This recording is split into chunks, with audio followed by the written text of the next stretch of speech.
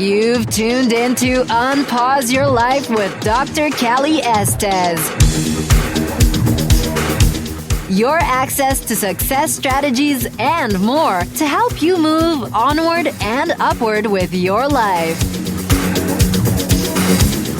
Listen in each week as she interviews others who have really taken their essence to the next level and truly unpaused their life. Now here's your host, Dr. Callie Estes. Hey everyone, welcome to the show. This is Dr. Callie Estes, and I am founder of the Addictions Academy, the Addictions Coach, and Rehab Rescue. Welcome to Unpause Your Life. This is a great podcast where we showcase people who have done something extraordinary with their life. I welcome you, and I hope you enjoy all of our guests. On my way, found a reason to wake up another day. You are listening to Unpause Your Life with Dr. Callie Estes. I am the CEO and founder of the Addictions Academy, the largest online school for addiction studies. We're in 23 countries and 5 languages, and also CEO and founder of the Addictions Coach and Now Fixed Failure to Launch. I am very excited for my guest today because he's very similar to me. He's all over the place and has done so many things with his life, and it's so awesome. I want you to welcome Thomas Shanahan, and he is an attorney out of New York known for his civil rights work. He is also the author and president of Spiritual Adrenaline, which is a fantastic book that just came out. Welcome, Thomas. Thank you so much, Dr. Estes, for having me. I really appreciate it. Well, I'm glad you're here. You have energy like I do. You're like on 11, which is awesome. Hopefully we're both putting it to a good use. I think we are. I think so. So let's start here. So you're an attorney in New York working with people, and then all of a sudden you write a book like on fitness and adrenaline and spirituality, which is like polar opposite of what you do. So let's start with what you did first. Tell me about being an attorney. Tell me what you do, how it's different. Because you know the show is all about people that have done something unique and awesome. Tell us what makes you unique and awesome. Wow. Thank you for saying I'm unique and awesome. Let's see if you think so after we're done, but I appreciate that. You know, my original area of interest was television. I was working in television after I got out of college, and my boss, who was a very, very nice lady who worked incredibly hard at a major television network that will remain nameless, was fired wrongfully. She was terminated and I was not. She was terminated, but it had to do with her race. And, I was given a promotion and moved to another unit, but I remember being in my early 20s saying, boy, that was really unfair what happened to that person. There wound up being a lawsuit over it, and they wound up settling that. But I said, it's really, that's not justice. That's what happened was wrong. And so I actually applied to law school. I was very active in politics and community affairs my whole life. And I went to New York Law School. And like I said, that incident with my boss was a big impetus for that. And then after law school, I got out. I was working part-time for the then public advocate Mark Green. While I was in law school, I worked for Mayor David Dinkins as well. So I went part-time, and I was working for elected officials here in New York. And I wanted to represent people as an attorney in civil rights that weren't didn't have equal access to attorneys at that time, and I picked the transgendered, and this was back in the late 1990s. I graduated from law school in 1997, and there were no private attorneys in New York City that would represent the transgendered, so I decided I was going to start doing that and specializing in LGBT rights, but with a focus on transgendered. And so I brought a whole number of cases against, at that time, Verizon was Bell Atlantic. I brought a case against Bell Atlantic for not allowing transgendered escorts to advertise. They allowed all kinds of other escorts to advertise except the transgendered. And we were able to get that changed.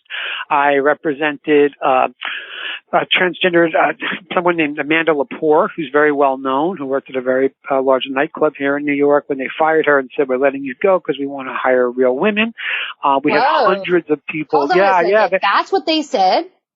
That's what they said. But you see, at that time, in the late 1990s, people actually thought it was okay. It was the last group that you could actually discriminate against, where everyone would look the other way because of who they were.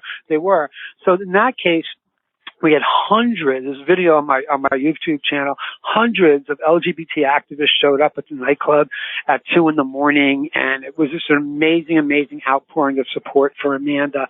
And, that club went out of business, and we wound up not being able to collect on a judgment, but we got a judgment against the club and its owners for a couple $100,000. So that was a really big deal.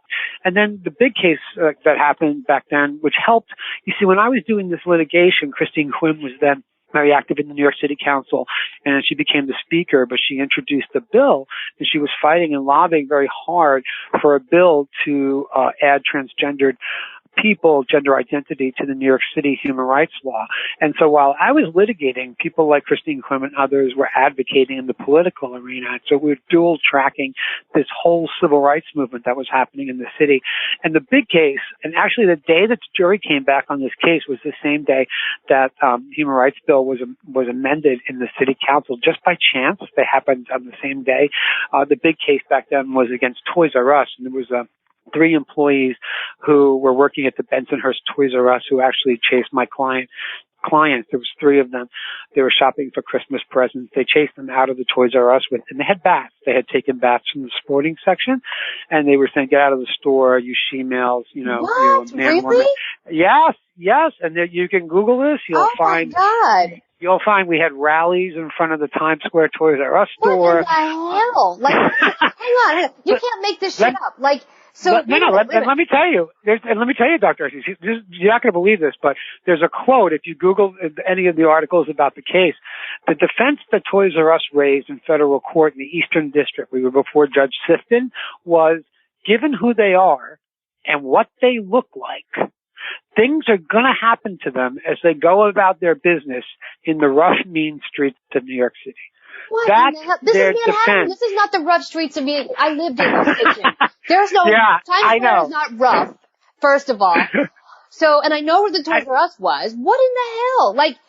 They had an attitude that transgendered could be discriminated against. They lost. We went to a jury trial. It was the very first jury trial ever in the country, and involving transgendered plaintiffs, and we won. Wow, and congratulations. we wound up getting $197,000. So it was an expensive lesson for Toys R Us to learn, Right. And from there, I continued to do civil rights cases. The big case that I'm really well known, there's actually 2 of them. One was he was then state senator. He became the Attorney General of New York, Eric Shanahan. He and I sued the MTA many years ago when they raised the subway and bus fares, and we were able to show to a judge that they had lied to New Yorkers about their budget problems. And so the judge ordered the MTA to reverse a fare increase on the subways and buses. And it was an amazing case. And after it was announced publicly, everybody in New York City was so excited about it. Everywhere I went, people were hugging me, thank you so much. And that was a really big case. And then one other one, there's actually 2. Another case involved, the rebuilding of the World Trade Center. And when the original plans for the Freedom Tower and the redevelopment site it was not up to the international building and fire codes. They failed to comply with the safety codes that were recognized nationally and internationally as important and as state of the art. And so they said, we're the Port Authority. We don't have to comply. We can do what we want. So I represented the New York City Fire Officers Association, which were all the firefighters, the senior firefighters, and I represented 20 families of victims of 9/11. And we sued not for money. We sued to compel the Port Authority to rebuild the new Freedom Tower and site in compliance with the international building and fire codes. And the reason it's important is when the buildings were attacked, the old buildings did not comply. They were built a long time before, but they had stairwells in the same areas of the buildings, right? The towers. So when the planes hit and the fire started, the explosion started, there was no way down because all the means of egress were damaged, right, and no one could get down. And so the new international building codes have, stairwells on the opposite sides of the building and are, they're the standard of care in these days. And the Port Authority, the original plans did not comply with those safety standards. And so our lawsuit, we wound up getting into negotiations with the Port Authority. And based on our lawsuit, the mayor at the time said there's merit to this lawsuit. They willingly sat down with New York City Fire Department and other entities, and they wound up changing the plans for the development site, so the case was withdrawn. But the intention was to bring public awareness to what was happening down there on behalf of families that already lost, members in the attack, and also the firefighters, because the New York City firefighters' position was, if they're not going to build the buildings to the highest possible safety codes in compliance with the international standards, right, we have to go in those buildings. We shouldn't have to go in those buildings if we're not going to do it. And so, so that's a case that I'm really, really proud of as well, And so I did cases like that in addition to representing, regular litigants. I had a specialty in women who were usually involved in domestic violence type situations, and they were getting divorced. I would handle the divorce in their custody cases, and I had a number of cases that were national news, involving, custody. And I still to this day represent mostly women, although some men, in some of those custody cases. And, they're tough cases, but I think, it's real important for kids to be with the parent that nurtures them, the one that, raises them. And I just feel that there's a lot of problems in the court system.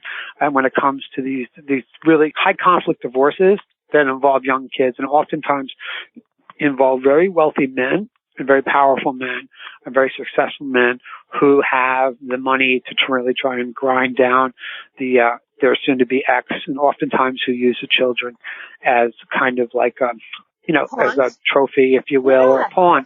Yeah, and that happens all the time. So I do speak. There's a conference. It was just this past weekend. I didn't speak this weekend, but I've spoken many times. It's an annual thing here in New York at the Battered Women's Conference, which brings together many, many women from around New York State and actually from around the country as well to talk about these types of issues. And it's Mo Hanna is the organizer, and she's out of Siena College in Albany, New York. And so I think it's important to help and to be available to them whenever they ask me. So that gives you my background. That's what I did, my professional career.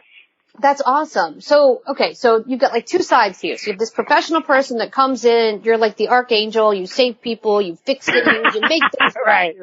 Right? And then I know you from the other side, which is spiritual adrenaline. I didn't even know you were an attorney until I saw your bio come through. I'm like, wait, what?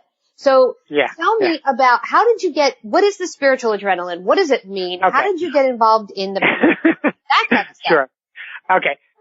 So, all the time I'm doing all these great things, right? I mean, I was very successful in my career, and things were going very well. But the reality was, I also was a really heavy drinker. I've been a heavy drinker in high school, where I grew up in New York City, because I did grow up here. Part of like the cool kid thing was to be at keg parties in the woods and blah, blah, blah. So I drank a lot, growing up in high school. Then in college, the same thing. And then in college, I was introduced to harder drugs like cocaine and that kind of stuff. I stopped doing drugs when I got out of college, but I always drank really heavily. And then working in politics, there's a lot of dysfunction in politics. And so there were plenty. Wait a minute. Really? Like I'm telling you something you don't know. It was crazy. I had my first politician 4 years ago, and we did the Sober on Demand. So I flew to DC, and I get there, and I'm right next to the White House. And I'm back and forth between there and the Capitol building, and I'm working with this guy, and everything that came out of his mouth was a lie. And I sat him down, and I'm like, dude, listen, I totally get for your job function, your job is to lie. I get that. Yeah. However, I can't help you get sober if you're lying to me, because I can look at you and tell you you just got high, and you're telling me no, and the little drug test tells me yes. I'm not going to believe you. So that whole group of people, that's a whole other ball of wax. Yeah, I mean, it's sad, because I think when I watch the news now, I see a lot of, to me, I can understand why things are so chaotic in Washington, because I just know whether it be alcohol, whether it be drugs, whether it be food, whether it be, other things, there's so much dysfunction in that world. And so I was part of that world. And, there's every night of the week, there's a different function you have to be at, and there's drinking involved and all kinds of things. And so, I had become a heavy drinker, and, that was true for most of my adult life. And then a whole host of things happened. I was appointed to a very high-level position in the Spitzer administration when Eliot Spitzer was governor. He wound up being caught, with a prostitute. No. He was called client number 9. And so there was a whole host of things that happened. And there was a lot of people who were collateral damage. You know, so David Patterson came in. There was this new inspector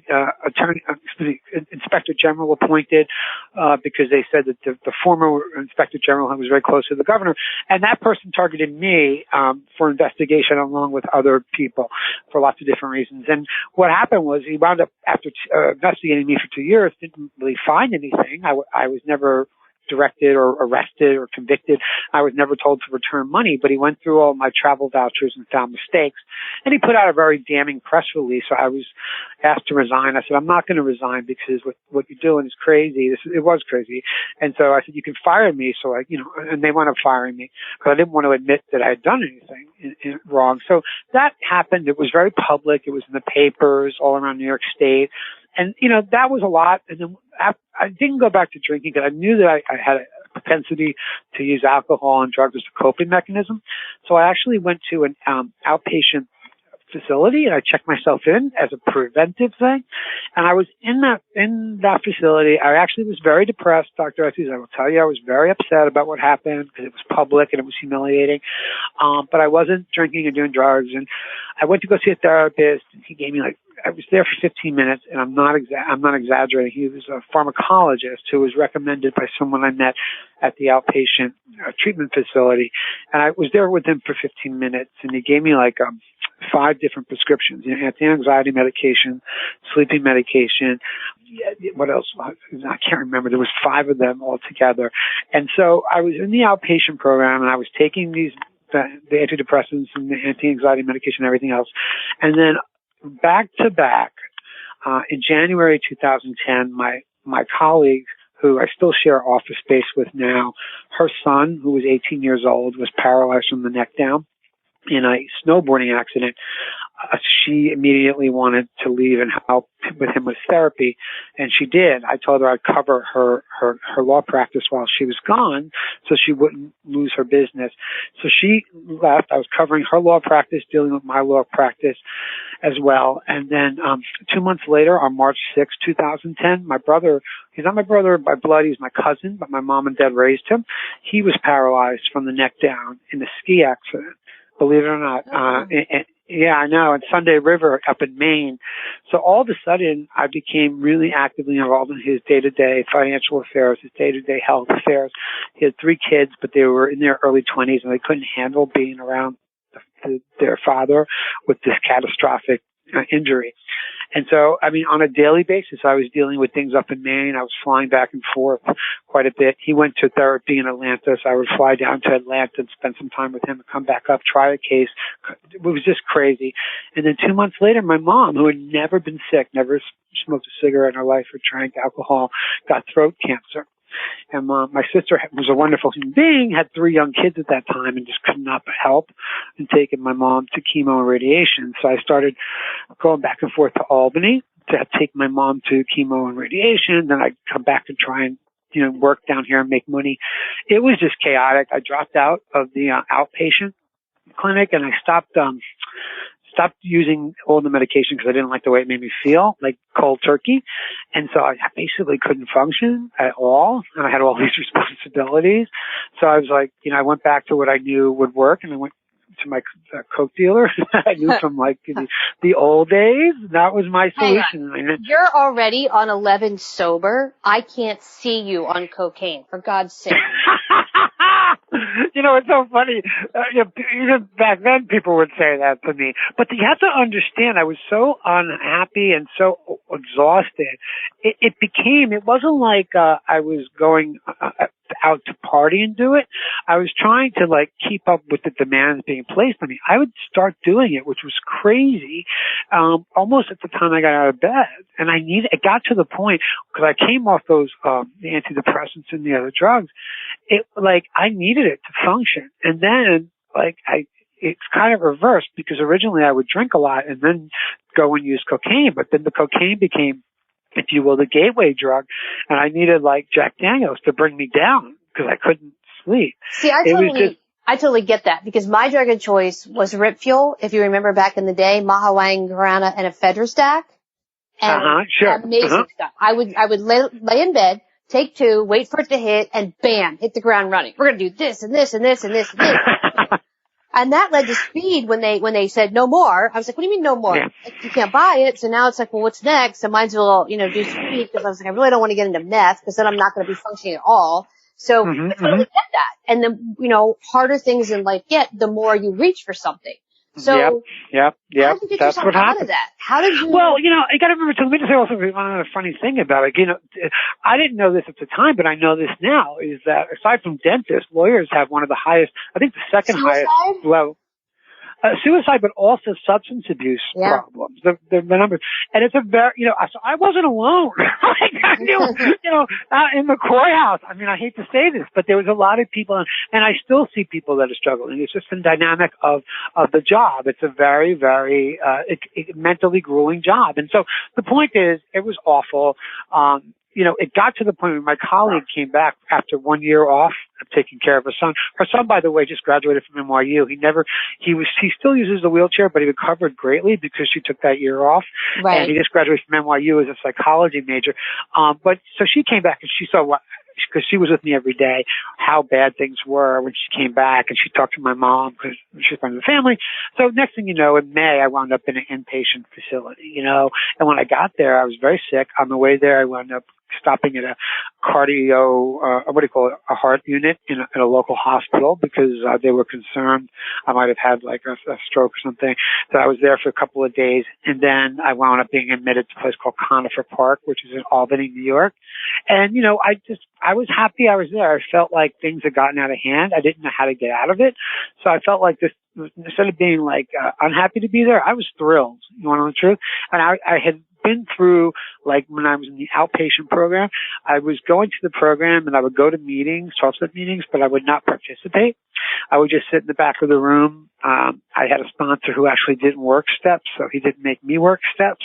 And I would text, I didn't change any of the people, places, and things. And obviously, when everything happened, the major things the next year, I completely imploded. So I didn't really have a recovery that was based on a strong foundation or really any foundation. So when I was an inpatient, I just started, really focusing, and I said, I'm going to do everything they tell me to do and more. Instead of trying to be in with the cool patients, the cool kids, I decided I want to be in with the ones who were not cool because they were doing the work. So I didn't want to come back and do it again. And so I really embraced recovery, and I learned from doing things the wrong way, going to meetings and not participating, how to do things the right way. And so I started, really focusing on that. Long story short, I went into rehab at 140. I came out at 177 pounds, right? Mm-hmm. And in the first 6 months of my sobriety, I continued to add weight. People would tell me, it's okay, don't worry about it, easy does it, it's your first year. And that's true to some extent, but I started to really smoke more in early recovery than I did at the end of my active addiction or during my years of addiction. I was putting on weight, I just wasn't happy, and I wasn't feeling good. I felt like my brain and the 12 steps were the 12 steps were working phenomenally for my brain and to get me mentally focused and kind of really engaged. And I was actually quite happy. But physically, my body wasn't. I was actually doing the opposite of my body. And I started to really realize, like, I would hang around with people who would smoke before the meetings, then we take cigarette breaks during the meetings. The first thing I do after would be to light up a cigarette, and I continued to smoke most of the day. And also that, like, when I wouldn't eat right, and then I would drink coffee with lots of sugar. And so I just realized this was not sustainable. And I felt that it was actually undercutting my chances of staying sober in the long run. And so that's when I decided, because I took a year off from practicing law. I worked part-time, actually, after I got out of the outpatient. And so I decided I really wanted to learn more about nutrition and exercise. So I did. I became I got certified as a personal trainer 2 or 3 years after I got out of that rehab. I did it, part-time. I got certified in nutrition as a sports nutritionist, and I went to the Institute for Integrative Nutrition to get an overview of different dietary theories. And so I started to integrate exercise and nutrition into the 12 steps. So I started to apply the steps to exercise and nutrition.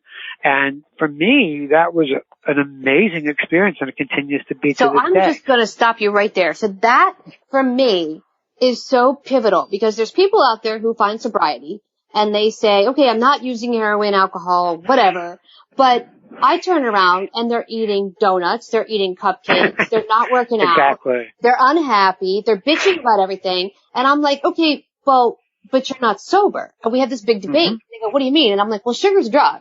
Sugar pings your brain like cocaine and detoxes you like heroin, so if you're going to eat that Snickers bar and then tell me how clean you are, you and I are going to rumble because you're not clean. There's a big difference between abstinence and sobriety. I'm 100% with you, right? Yep. And then on top of that, people say to me, well, I'm clean and sober, but they're on Facebook, starting an argument or calling people names. And I'm like, you're not recovered because you might not be doing heroin today, but you're still an asshole. So when I work with people, I say it's not just stop using this substance, but you have to figure out the why. Why am I drinking? Why am I doing drugs? Why am I reaching for the Snickers bar instead of the apple? Whatever it is, whatever your vice is, figure it out, solve it, and then move forward. So when I work with clients, they come off sugar, they come off white flour, and their ass is in the gym. And they get so mad at me, they're like, well, this isn't what I signed up for. Yes, it is. This is what we're going to do. We're going to fix everything. So. Well, you're 100% on the money. I didn't realize you integrated. I didn't realize you did that, and that makes sense now to me. That makes sense now. And what are your success rates when you do that? We're 99% successful. But here's the thing. I would imagine. Yep. I don't take everybody. And I tell them flat out, I won't take you if I think you're going to fail because that's a reflection of me. So you have to be 100% committed to all of this. And people say, well, what do you do? I'm like, well, I'm gluten-free. I'm sugar-free. I have to be. I don't have an option. So you have to treat this just like everything else. It's a lifestyle. It's not a diet. You have to work out. I work out 6 out of the 7 days a week. And you have to be committed because if you're not committed, your whole mindset is based upon what you eat. And people don't understand that. I'm like, if you eat a bagel, you're going to look like a bagel. And you're going to feel like crap. That's it. 100%. Let me just say too, what you're saying, it sounds so like revolutionary in the context of the environment around 12-step recovery and recovery in general. But it's common sense. And, in the book, and I have a whole chapter in my book on this topic because, people were saying, oh, you're attacking the 12 steps. You're this. I said, no, I'm not. I'm a big believer in the 12 steps. I was granted access to AA's World Services Research Library. I also had some access up at Stepping Stones. And, what was really interesting to me was that Dr. Bob and Bill W., all the early founders of the 12-step movement recognized that what you're saying is 100% true, Dr. Estes, and that, that the foods that people ate had a direct impact on their ability to stay sober. They came up with this list. They called these the sister foods to alcohol: refined sugar, soda, white bread, rice, pasta, potatoes, and French fries. And so those are the foods that the founders of the 12-step movement originally recommended people stay away from in early recovery. And so I say this because there's a lot more of the research in that chapter of the book, but it's not revolutionary. It's completely consistent with, with science now and the founding of the 12 steps. And I think it's important because I didn't realize you integrated it when you were working with your client. Now I understand why, because I did realize that you had a very high success rate. Now I understand why, because I just feel for whatever the reasons, oftentimes, the culture that's developed around certain recovery communities is completely inconsistent with the fundamental purpose of the community. And so, it's incredibly important. It was incredibly important for me to change because I knew that I wouldn't be able to make it in the long term if I hadn't made those changes. And that's why I wrote the book, because I was looking for like when I was trying to put all these pieces together, I couldn't find something. I didn't have a lot of money, couldn't go to a personal trainer, aside from taking the courses I mentioned earlier, it was very hard to really be able to fund this, especially, because in early recovery, it was like paying off taxes, it was paying off debt, this, that. And so I realized how difficult it can be for someone to put all the pieces together. And so that's why I wrote a book that talks about basic exercise science, basic nutrition science, basic hormones, vitamins, and minerals, and put it all into a step format that people can follow, because I just think it's a successful way to integrate these things into their lives.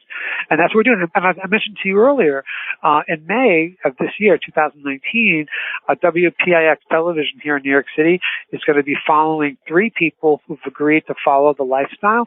These are people who have been in long-term recovery and all have put on substantial weight, all feel unhealthy in how they live, except for the fact that they've abstained from their drugs of choice, and all want something different because they're just not happy. In fact, one of them said to me, the option for him at this point after 5 years, he's so miserable in the sober lifestyle he's developed for himself that if he couldn't find a way to change it up, he was going to go back to drinking, because he said, why should I be sober and miserable? So I told him, I said, don't go back to drinking. Give it a shot and come and do this. I call it the Spiritual Adrenaline Challenge.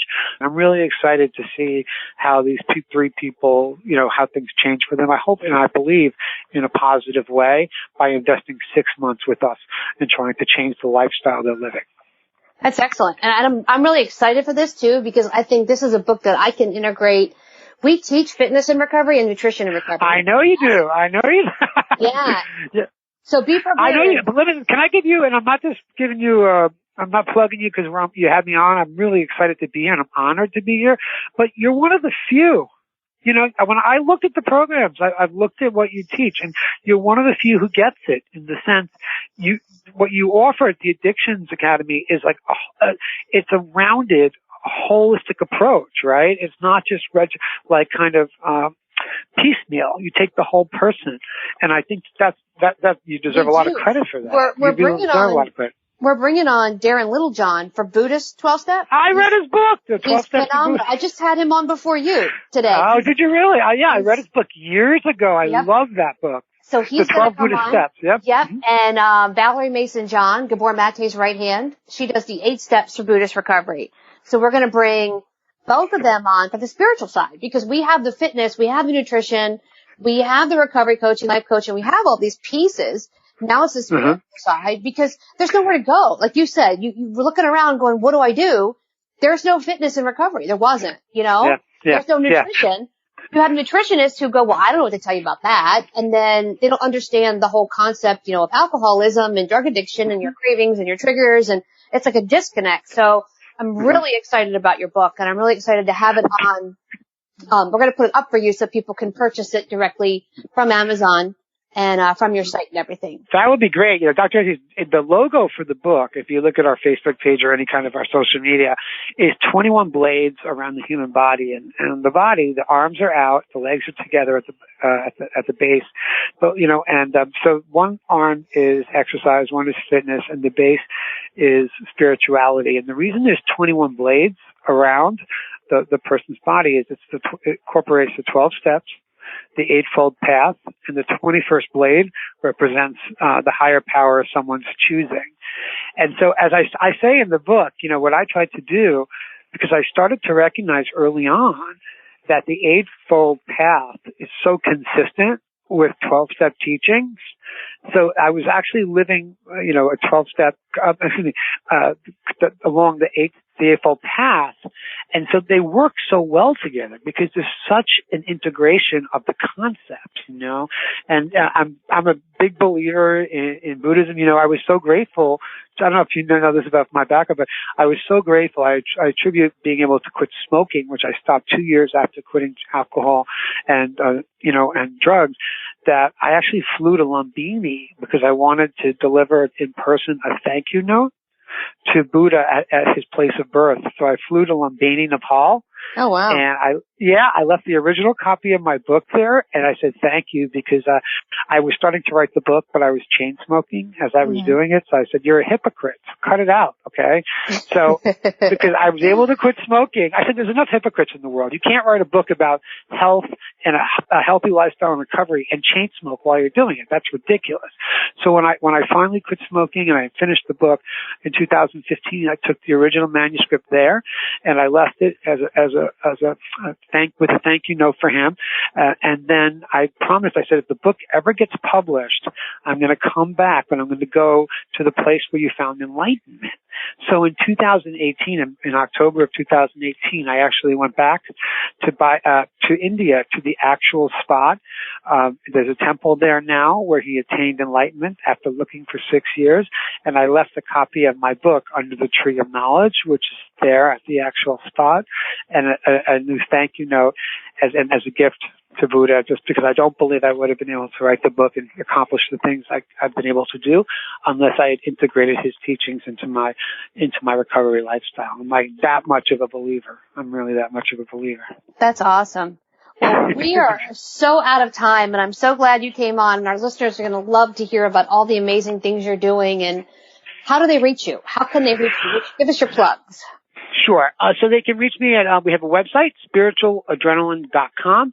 We have a Facebook page. We have about 80,000 Facebook fans on that page now.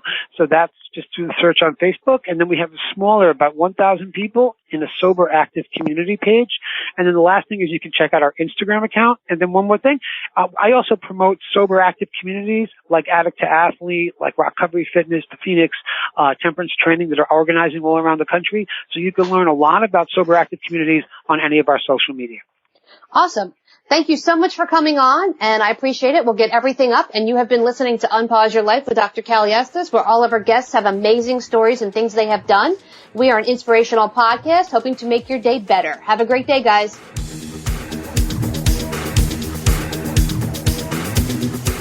Hey, everyone. Thanks again for listening. I really hope you enjoyed the show today. Head on over to iTunes and Apple Podcasts and leave a comment or review of what you think. Or contact us at 1-800-706-0318. If you want to be on our show, feel free to email or call. And if you have a topic, feel free to email or call as well.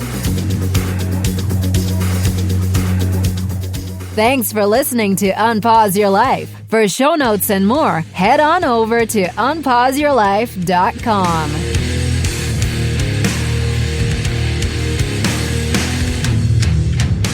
Big shout out to recoveryinnovators.com for help producing this show. Thank you, guys. I took a walk down the long road where they said that I shouldn't go. On my way found a reason to wake up another day. But they needed to show you all the things that you won't do. Find faith or religion, but nothing to show for it.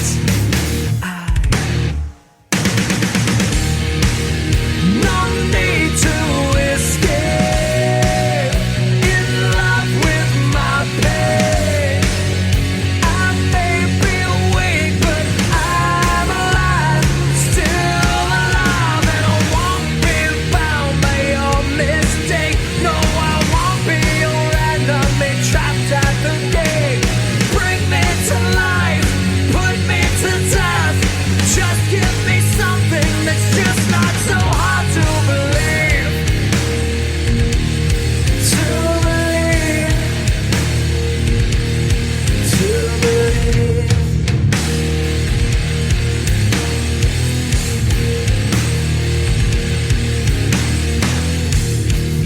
I took a walk down the dark road where they said that I shouldn't go. I knew the dangers of flying. Now I'm so far from